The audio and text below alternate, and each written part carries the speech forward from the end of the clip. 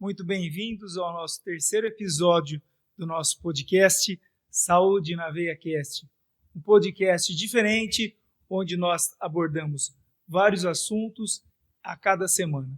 E esta semana, nada mais, nada menos, trazemos um convidado muito especial, que terá muitos desafios a ser vencidos nessa semana, nesse mês e nesse ano, nos próximos 4 anos.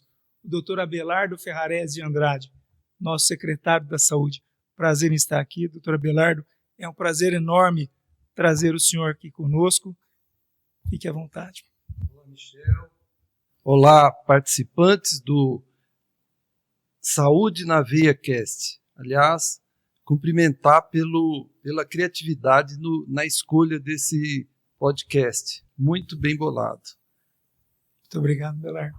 E podemos começar algumas perguntas para você, doutor Abelardo? Vamos lá. Para quem não sabe, doutor Abelardo é um anestesiologista. Anestesiologista é aquele médico que põe as pessoas para serem anestesiadas, às vezes para dormir, às vezes ficar lá pelo menos sem sentir dor. Os anestesistas têm essa expertise, né, de tirar as dores. E o que na influência médica do doutor Abelardo influenciará na sua gestão como secretário da Saúde? Isso. Como anestesista ou anestesiologista, foram mais de 40 anos, né, Michel? Trabalhamos juntos durante muitas décadas aí, e eu tive a oportunidade, assim, de aprender muito na parte tanto médica como na parte administrativa. Participei de vários cargos no nosso serviço, no Saara, né? É um serviço de excelência que atende toda a cidade, e durante todos esses anos eu pude participar como diretor financeiro, vice-presidente, presidente, adquiri bastante experiência na área administrativa.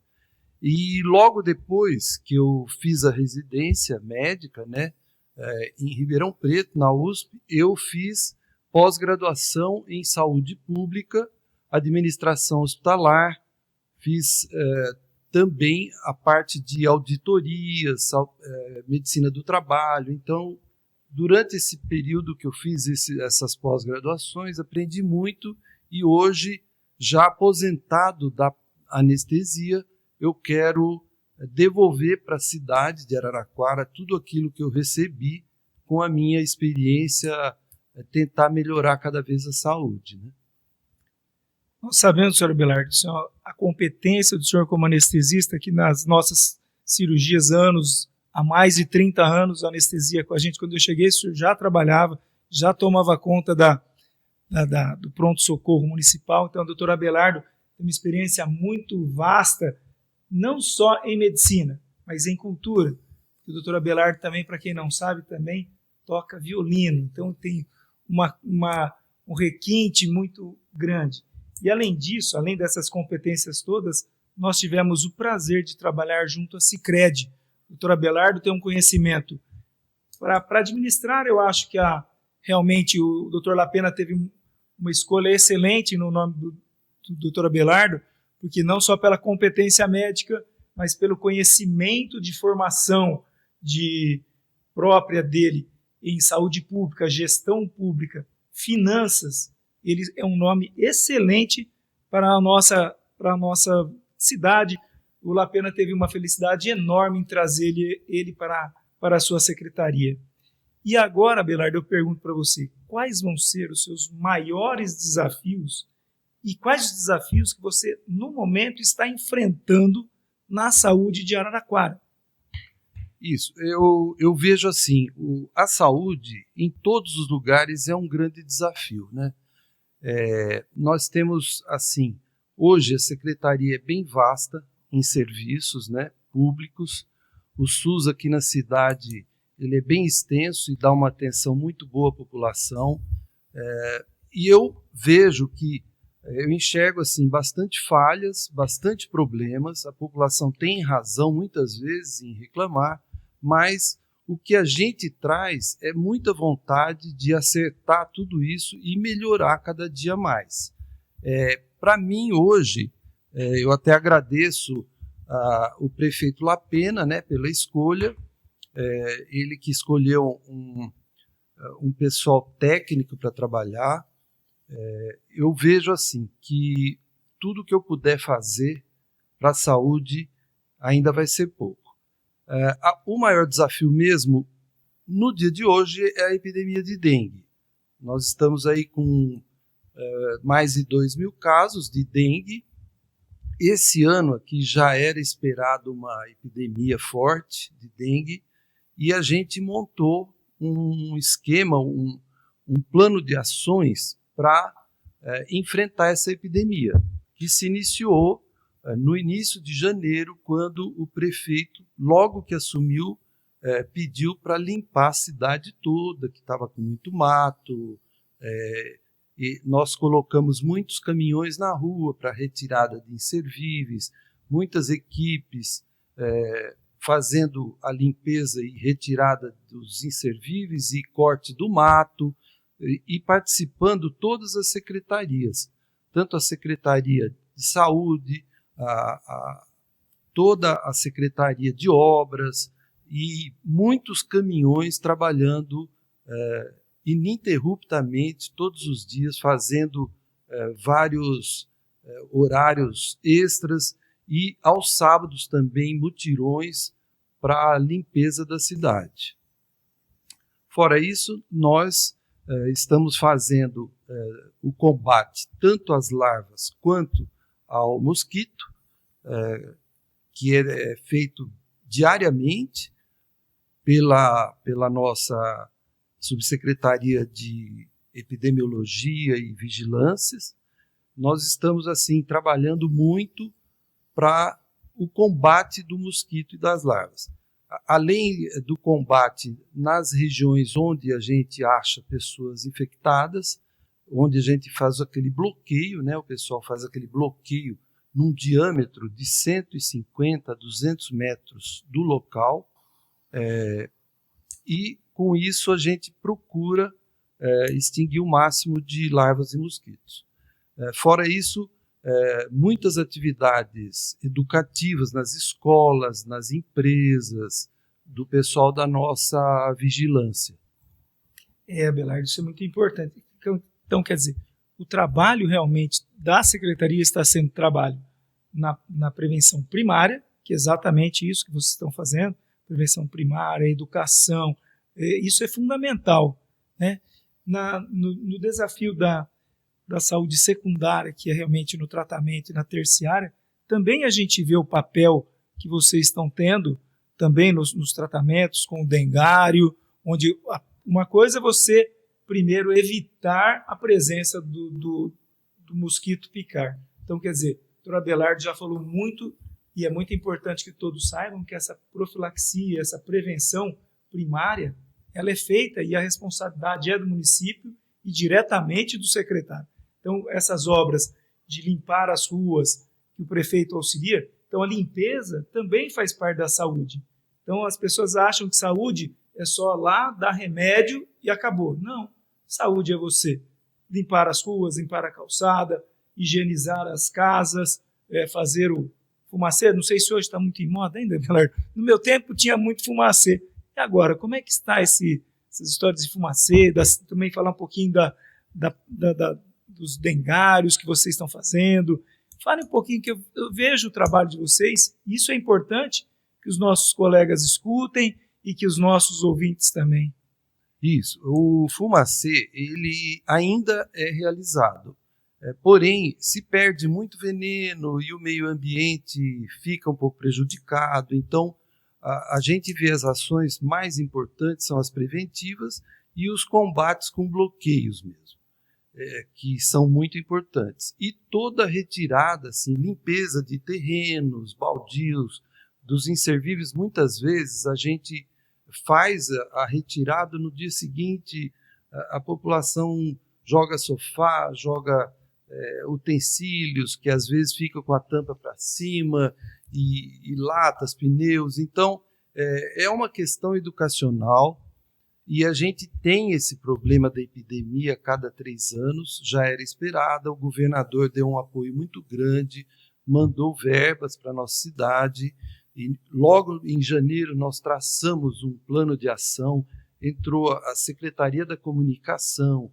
a da Assistência Social, de Obras e a de Saúde, todas juntas, trabalhando muito, o DAI, e a gente conseguiu construir um plano de ações.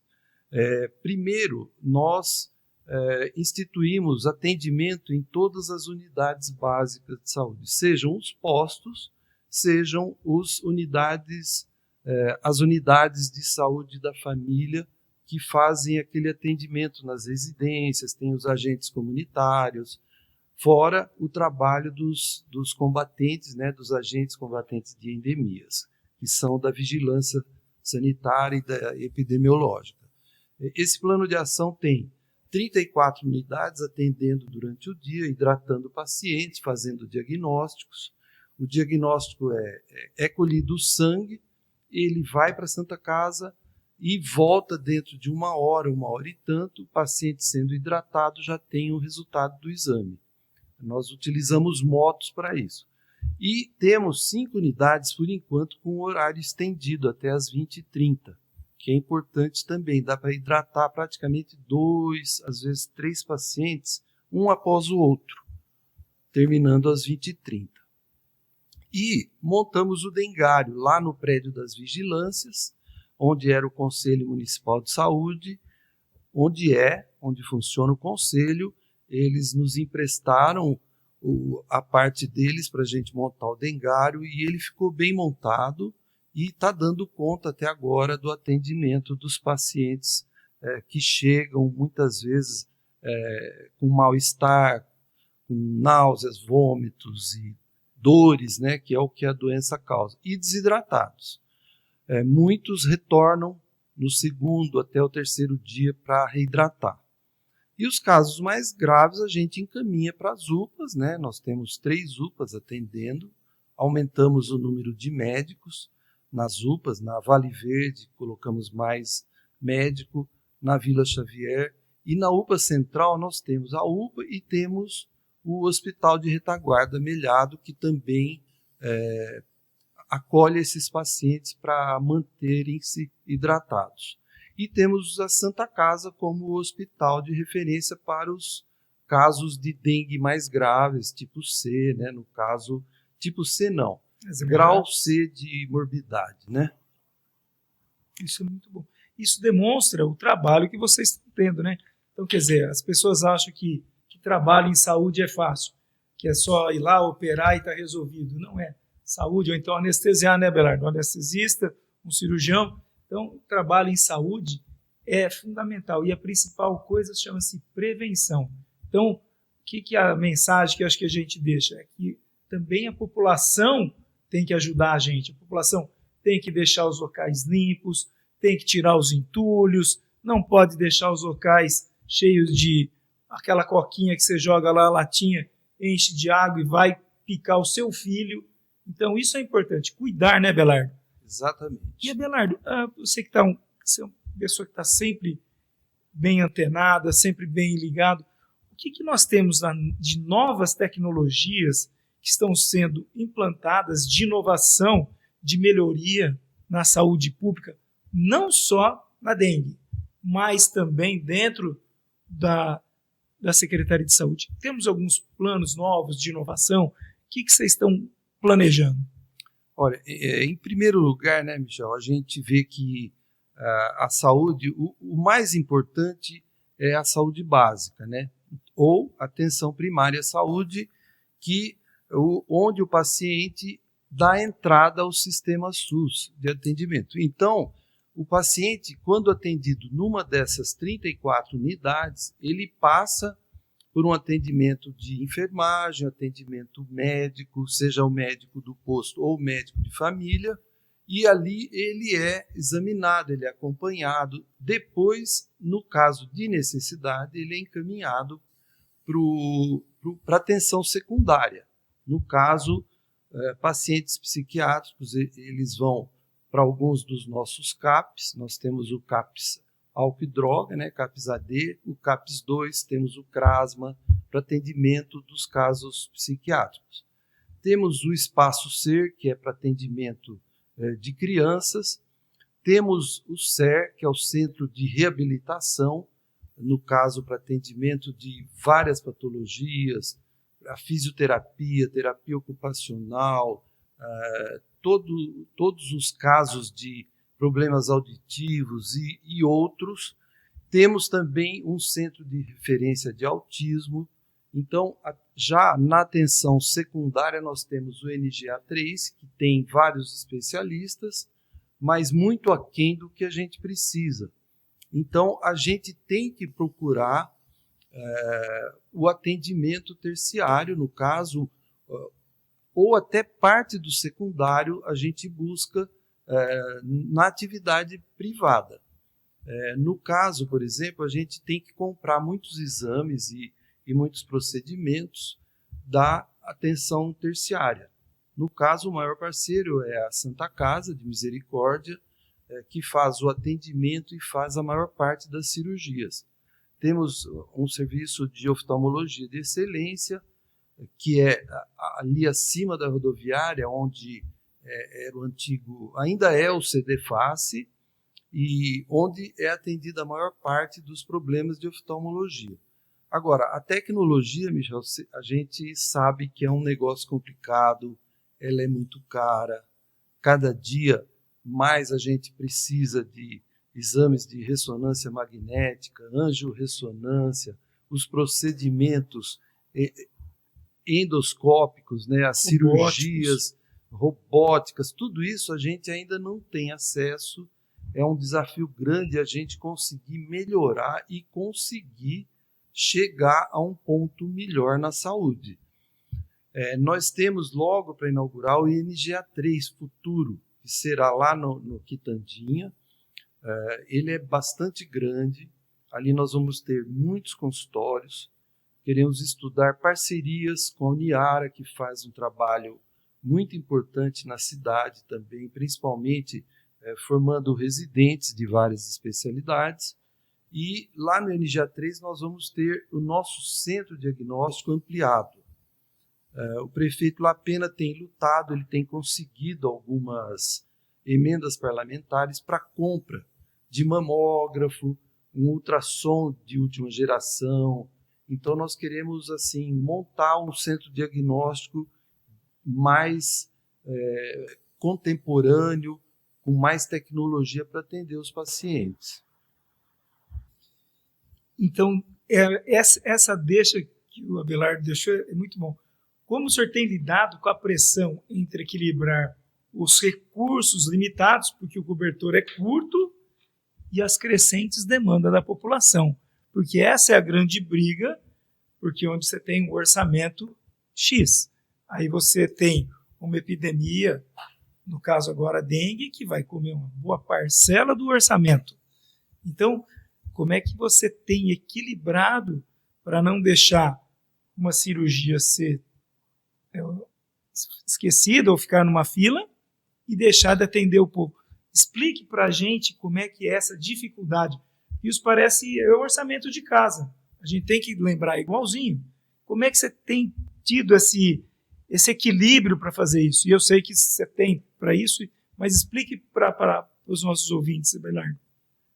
Michel, você tem razão. É muito difícil a gente achar a equação ideal entre a despesa e a receita que, apesar de ser grande na saúde, nosso município investe bastante em saúde, mas não é fácil a gente conseguir atingir o melhor atendimento possível.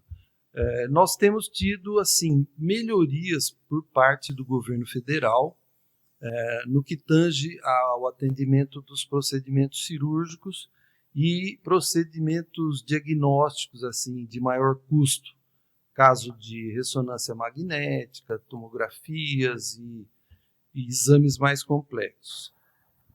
E com relação ao Estado também, o Estado tem colaborado bastante porque ele complementa a tabela do SUS, a tabela federal, com o SUS paulista. Então, a gente O ano passado nós tivemos, eu não era secretário, mas tivemos um aporte muito bom de verba para conseguir fazer mutirões de cirurgia. E esse ano já vamos começar um novo mutirão, porque estamos para receber já as verbas para iniciar cirurgias de maior porte, caso das próteses de joelho, de quadril e outras cirurgias e procedimentos mais. Isso é muito importante, né, Belardo? Porque essa verba extra do governo do estado faz com que diminua, que o seu cobertor estenda um pouquinho mais, porque Araraquara, por exemplo, segundo o IBGE, né, Araraquara tem uma população que cada dia mais envelhece. Nós estamos ficando com uma cidade velha. E a cidade envelhecida, ela acaba tendo o quê? Pessoas com mais morbidades, porque a pessoa acaba vivendo mais, então acaba ficando mais velho, mais doente. Então, a gente tem no inverno muita pneumonia, você acaba tendo muitas pessoas com doenças cardiovasculares, infartos ou coisas do tipo, e isso para a saúde pública é um gasto, e você tem que gastar porque essa pessoa é uma pessoa que as pessoas acham que já está velha. Não, ela tem que continuar sendo produtiva. A sociedade depende das pessoas mais velhas para que ela transmita aos mais novos não só o conhecimento, mas também sua experiência de vida, né? Então, quais são as políticas públicas para o idoso? O que vocês estão fazendo? Você tem que cuidar dos jovens, mas tem que cuidar também, das pessoas que têm a sua deficiência, no caso dos drogados, dos pacientes que têm problemas psiquiátricos, que hoje atinge uma enorme quantidade, é uma doença pública, mas e os idosos? Nós, como acima dos 60 anos, queremos saber isso. Isso, com relação aos idosos, que são aquelas pessoas que construíram tudo que a gente hoje usufrui, construíram o nosso mundo, é lógico que nós temos que ter o maior respeito e temos que desenvolver cada dia mais políticas para o atendimento, né, dessa população que vem aumentando, como você bem disse. Nós temos aqui na cidade o CRIA, que é o Centro de Referência do Idoso, inclusive agora num prédio novo, próximo ao futuro NGA3. Nós temos a rede básica toda, que é estendida para toda a periferia da cidade, atendendo já esses idosos como porta de entrada. E no NGA3 também teremos um ambulatório e cada vez mais vamos desenvolver ambulatório de dor, ambulatório com atendimento de ferimentos, de aplicação de ozônio e outras coisas para atender as pessoas de idade, os diabéticos, né? Já temos programa de hipertensão, programa antitabagismo, temos a educação continuada e na parte de saúde mental também nós temos temos prédios a serem inaugurados dos CAPs, né, do Centro de Atendimento Psicossocial. Nós temos aí, hoje, estamos conseguindo uma parceria junto ao Caibar Chútil, que antes de iniciar esse governo, eu já trabalhei junto à diretoria do Caibar. Nós trabalhamos, porque é uma das prioridades do governo Lapena, incentivar que o Caibar volte a ser um hospital que atenda os pacientes psiquiátricos, porém de uma forma mais contemporânea, não aquelas internações prolongadas, que hoje já não fazem mais sentido. Então, além dos pacientes psiquiátricos, o Caibar ele está fazendo uma reforma e montando um atendimento especializado para a dependência química. Então, como clínica de internação voluntária e involuntária para mulheres, homens e até jovens, nós vamos ter um local aqui na cidade que hoje a gente não tem. Os nossos pacientes são internados em locais distantes, como Charqueada, as crianças vão para Embu, são locais distantes e de um custo alto, um custo elevado, e onde as famílias também têm dificuldade para visitar os seus entes queridos. Aqui nós vamos ter um atendimento de melhor qualidade. O hospital tem 3 psiquiatras, tem psicólogo, tem assistente social, ele tem terapia ocupacional, oficina de costura, ele tem horta. Então nós queremos, assim, com as internações, que o CAIBAR se renasça para um novo atendimento. Além disso, nós temos aí já assinadas pelo prefeito a instalação de 2 residências terapêuticas para a retirada dos pacientes praticamente institucionalizados, aqueles pacientes que hoje eles vivem bem, são pacientes psiquiátricos, mas eles têm condições de viver numa residência na cidade. Nós já estamos fechando convênio para 2 delas.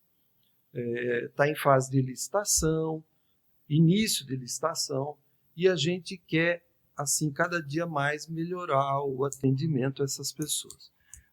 Com relação aos jovens, nós temos aí o Espaço Crescer, na área de psicologia. Mas a intenção nossa é montar um CAPS-IJ, que seria o CAPS Infanto Juvenil. Então, alocar esse Espaço Crescer, fazê-lo crescer e se tornar um CAPS-IJ, que seria muito importante para a cidade. Nós temos muita gente jovem já com problemas psicológicos, psiquiátricos e já se envolvendo com drogas. Então, eu acredito muito, eu tenho muita fé que nós vamos ter uma saúde a cada dia melhor. Apesar de todos os problemas, de todas as dificuldades e da falta de recursos, a gente vai lutar muito. Nosso prefeito é médico, ele é bastante exigente com relação à questão das coisas andarem na linha. A gente está procurando assim fazer uma gestão para fechamento de torneiras, de tudo que é dispendioso, evitar processos também com funcionários, evitar processos com coisas erradas. Então, eu acredito muito que a gente vai fazer esse dinheiro render uma boa saúde para a população. Muito bom, isso é muito importante que todos saibam. E eu vou também falar para o Abelardo que dentro do nosso público, o maior público nosso dentro do meu podcast, Abelardo, nós temos 6.000 seguidores, na verdade, 80% é do sexo feminino. E eu não posso deixar nunca de falar para as mulheres que o Abelardo, que a secretaria vai abordar para a saúde da mulher na sua gestão. Porque a gestão da mulher, a mulher tem que ter o seu tratamento diferenciado, assim como o idoso e os pacientes com problemas mentais. Mas a mulher não pode ser jamais esquecida. Na minha casa, quem manda é minha mulher, eu sempre digo. Então, não posso esquecer ela nunca. Sem dúvida, a gente tem que, cada dia, melhorar mais a atenção a todos. E a mulher é o ser mais importante da nossa vida, né? A gente nasceu de uma mulher, então tudo que a gente tem que fazer é o de melhor para a mulher. O município tem o serviço que atende a mulher, que é o Saúde da Mulher. Fica ali na Avenida Osório. Ele era maior, hoje uma parte dele foi para a Fungota. A Fungota hoje absorveu o atendimento da gravidez de alto risco. E a gravidez normal é a nossa maternidade, é uma fundação pública e privada ao mesmo tempo. Ela atende também a parte de neonatologia, UTI neonatal, né? Faz cirurgias pediátricas. Então, é um hospital materno-infantil. E o que a gente entende como o futuro assim próximo, breve? O ideal é que a Fungota absorva também a saúde geral da mulher. E ali na Fungota também tem um ambulatório que funciona muito bem, que é o ambulatório da Uniara, que atende várias especialidades. A Uniara também é muito importante aqui na saúde do município, que além da formação, ela também presta atendimento. Os residentes e os alunos participam em toda a saúde básica, a saúde secundária, a terciária nos hospitais, e essa importância, esse ambulatório da Uniara, que funciona lá na Fungota, nós pretendemos, já conversamos com a doutora Cíntia, da Uniara, ela foi muito receptiva para desenvolvermos uma parceria e montarmos no futuro NGA3 um ambulatório de especialidades com ensino, então, junto com a Uniara. E também no NGA3 um ambulatório com várias especialidades mais cirúrgicas em parceria com a Santa Casa, que seriam aqueles médicos que iriam receber porta de entrada, né, para os nossos pacientes cirúrgicos serem operados na Santa Casa. Então, a mulher, lógico que vai sempre ter a sua saúde cada vez melhorada.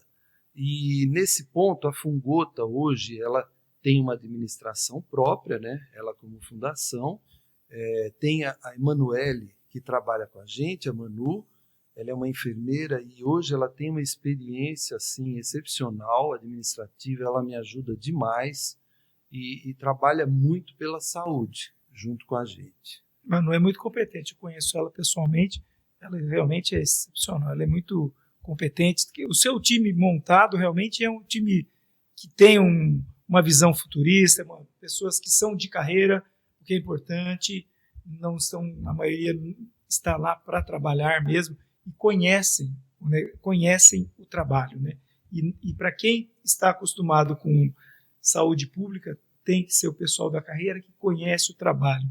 Então, e essa parceria público-privada, por exemplo, público e prefeitura, privada a Uniara, esse casamento é muito importante para o bem-estar da população. A população às vezes não entende isso. Como está beneficiando determinado grupo? Não, isso realmente é uma parceria público-privada, onde os dois ganham, um ganha no ensino, outro ganha no acolhimento ao seu paciente, que na verdade todos nós somos pagadores de impostos, né, Belardo? Então todos nós temos o direito do que é melhor. Então, e eu vejo a Uniara um ótimo parceiro. Eu lá em São Carlos, eu trabalho, e a dificuldade que existe entre a parceria público-privada, entre público-público, às vezes é mais difícil do que a público-privada. Lá nós temos a Prefeitura Municipal de São Carlos, que atualmente não fala a mesma língua do Hospital Escola, que é um hospital universitário federal. Então, existe também, a gente vê lá e a gente presencia as reuniões, os problemas de realmente não ter essa mesma abertura, essa mesma facilidade, né? E para finalizar, Belardo, a tua visão de futuro na saúde pública em Araraquara e qual o legado que o doutor Abelardo e toda a sua equipe, porque você não vai ser nunca um legado sozinho, você vai ter sempre a sua equipe, sempre ao lado, quer deixar para a sua gestão. Isso. Essa visão futurista, eu acho que, primeiro do presente, Michel, a gente já começa a ver, nas reuniões que eu tenho ido, tanto do governo federal, das regionais, governo do estado, um dos assuntos seria a medicina, a telemedicina. Então, é uma das coisas que a gente quer implantar. É um atendimento à distância, mas ele faz exames. O paciente ele entra numa sala junto com uma enfermeira, onde é retirado o sangue dele, já é colocado num aparelho que manda para um software que devolve os resultados, e tem médicos à distância que resolvem, eles dão o diagnóstico, tem também exame, traçam um eletro ou um ecocardio, faz um ecocardio e à distância já retorna esse resultado para poder, inclusive com a consulta, com a receita. Então, isso é uma coisa que vai pegar aos poucos, nós vamos precisar montar isso, mas o principal mesmo, né, Michel, é o médico, é a enfermeira, o técnico de enfermagem, são os outros profissionais, né, os psicólogos e todo o pessoal que nos ajuda. Como você falou, a gente não faz nada sozinho e o que esse governo quer é um atendimento com melhor acolhimento, um atendimento mais humano. Eu sei que é difícil, mas a gente está conseguindo aos poucos e como legado, o que a gente quer fazer é deixar assim, fazer uma administração mais enxuta possível para melhorar para todos, tanto para os funcionários, né, que são os nossos parceiros, como também para melhorar a saúde da população. Muito obrigado, doutor Abelardo. É um prazer sempre estar conversando com o Abelardo. Para quem não sabe, também na clínica, Abelardo, na minha clínica atualmente, a gente trabalha com muita inovação, muita tecnologia. Na clínica a gente tem teleconsulta, a gente tem a nossa consulta hoje, ela é feita com uma IA, então quer dizer, eu estou conversando aqui com você, então a consulta fica gravada o tempo todo, aí tem um resumo, então eu não fico mais falando qual o resultado do exame, eu leio o resultado do exame e ele imediatamente já vai para o prontuário do paciente. Eu não fico mais dando laudo de ultrassom, eu simplesmente leio ele no meu microfone e ele já sai o laudo para o paciente. Quer dizer, essas inovações tecnológicas são caras e elas vão chegar aos pacientes. Isso não vai demorar muito porque vai baratear, vai se tornar uma coisa importante e o médico, e eu sempre digo, a gente faz parte da formação médica. Eu como docente, eu sempre digo aos alunos, vocês têm que incorporar as novas tecnologias sem esquecer do principal, que é o doente. Você tem que ter telemedicina, mas você tem que ter o acolhimento pessoal. E isso você aprende em casa, com a sua família, no seu berço.